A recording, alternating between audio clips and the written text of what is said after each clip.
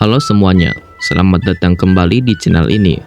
Kali ini kita akan menjelajahi kehidupan dan legenda seorang wanita luar biasa yang mengubah sejarah Perancis pada abad ke-15.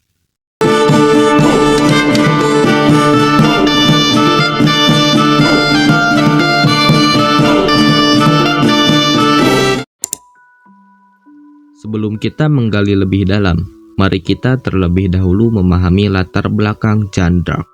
Wanita yang tak hanya melawan musuh di medan perang, tetapi juga melawan ketidaksetaraan dan ketidakadilan di zamannya.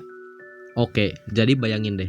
Kita flashback ke tahun 1412 di desa Domremy, Perancis.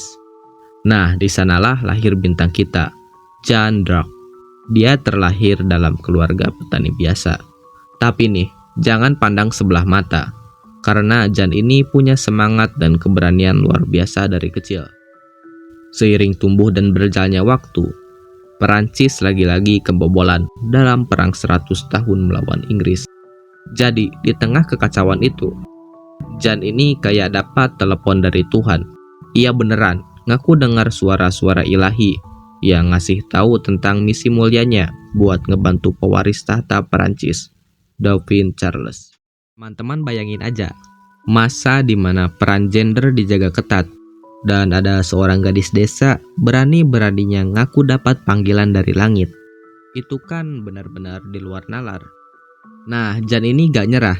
Dengan semangat dan tekad yang gak bisa dipatahkan, dia berusaha meyakinkan semua orang di sekitarnya, termasuk keluarganya, bahwa dia beneran lagi dapat instruksi dari level dewa gitu. Situasi politik waktu itu juga kacau banget. Dauphin Charles lagi berjuang buat ngelawan ancaman dari pasukan Inggris. Jeanne yakin banget bahwa misinya adalah bantuin Charles untuk merebut tahta yang seharusnya jadi miliknya. Mari kita bahas lebih rinci tentang panggilan ilahi yang diterima Jeanne d'Arc. Jadi ceritanya, si Jeanne ini bukan cuma punya semangat aja, tapi dia juga dapat panggilan dari langit.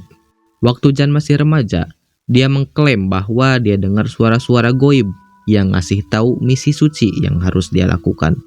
Coba bayangin, kita lagi main game di kehidupan nyata, terus tiba-tiba dapat quest dari sang pencipta dunia. Gimana? Epic banget kan? Jadi begini, Jeanne itu meyakini banget kalau dia punya misi buat bantu Dauphin Charles merebut kembali tahta Perancis dari tangan Inggris. Dia kayak jadi penengah antara manusia sama surga gitu. Tapi ini gak gampang bagi Jeanne buat meyakinkan orang-orang di sekitarnya tentang panggilan ilahi ini. Bayangin aja, di abad ke-15 pas peran gender tuh bener-bener ketat, dan orang-orang masih skeptis banget sama hal-hal yang gak biasa. Tapi cewek satu ini gak gentar, gak nyerah, dan gak mau nerima kenyataan sehari-hari. Dia berjuang keras buat ngubah pandangan orang-orang tentang misinya. Dan inilah awal dari perjalanan Jeanne d'Arc. Sekarang kita masuk ke bab pemimpin militer. Jadi, setelah Jeanne meyakinkan Dauphin Charles tentang misinya yang dari langit itu, dia gak main-main. Jeanne ini beneran jadi komandan militer tangguh buat pasukan Perancis.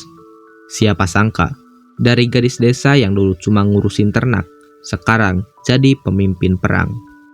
Salah satu pertempuran legendaris yang dipegang oleh Jeanne adalah pertempuran Orleans. Dia punya insting perang yang luar biasa, dan strategi yang membuat lawan bingung. Kalian bisa bayangin gak?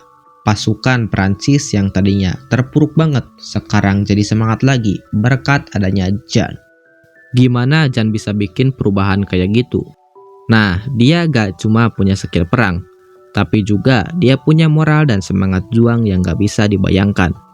Dia bisa memotivasi pasukannya dengan cara yang luar biasa. Kayaknya dia tuh punya aura yang bisa menginspirasi orang-orang di sekelilingnya. Tapi, tentu gak semuanya berjalan mulus buat Jeanne. Ada juga momen-momen sulit, di mana keberaniannya diuji, dan pasukan Perancis ngalamin tekanan berat. Tapi Jeanne keras kepala, gak mudah nyerah dan selalu punya cara buat ngangkat semangat pasukannya.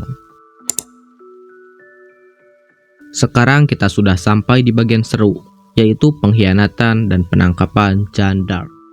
Saat Jeanne lagi di puncak kemenangannya, ada nih sekutu yang gak terduga. Beberapa sekutu Perancisnya yang seharusnya berada di pihaknya tiba-tiba melakukan pengkhianatan. Pengkhianatan ini bukan cuma bikin Jeanne kaget, tapi juga membawa dampak besar pada perang. Pasukan Perancis jadi kehilangan dukungan dan momentum yang udah mereka bangun selama ini bisa jadi sirna. Momen ini adalah ujian berat buat Jeanne d'Arc. Gak cuma itu, di tengah kekacauan perang, Jeanne akhirnya ditangkap oleh pasukan Inggris. Rasanya kayak drama sejarah yang nyata kan?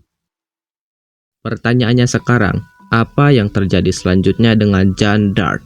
Jadi, setelah ditangkap oleh pasukan Inggris, Jeanne d'Arc diadili oleh pengadilan gereja yang kontroversial. Meskipun perjuangannya sebagai pemimpin militer diakui, ia dihadapkan pada tuduhan bid'ah dan sihir. Pada tahun 1431, Jeanne d'Arc dihukum mati di tiang bakar di Rouen, Perancis. Momen ini bukan hanya kehilangan bagi Perancis, tapi juga untuk seluruh dunia. Jeanne d'Arc yang pernah memimpin pasukan Perancis dengan semangat juangnya harus menghadapi akhir tragis seperti ini. Meskipun diberi kesempatan untuk menarik kembali pengakuannya, Jeanne memilih untuk mempertahankan keyakinannya. Kematian Jeanne d'Arc tidak hanya menjadi bagian dari sejarah Perancis, tetapi juga membangkitkan pertanyaan dan kontroversi seputar keadilan. Meskipun pada tahun 1456, ia diakui tidak bersalah oleh Gereja Katolik Roma. Statusnya sebagai pahlawan nasional tetap tak terbantahkan. Bahkan setelah ratusan tahun berlalu, Jeanne d'Arc masih menjadi simbol perlawanan dan kekuatan wanita. Kisah hidupnya menjadi bahan inspirasi bagi banyak orang. Pahlawan dari desa kecil ini membuktikan bahwa siapapun, tanpa memandang latar belakang atau jenis kelamin, bisa memiliki dampak besar dalam sejarah. Dan itulah akhir dari kisah luar biasa. Terima kasih telah menonton. Sampai jumpa lagi di video selanjutnya.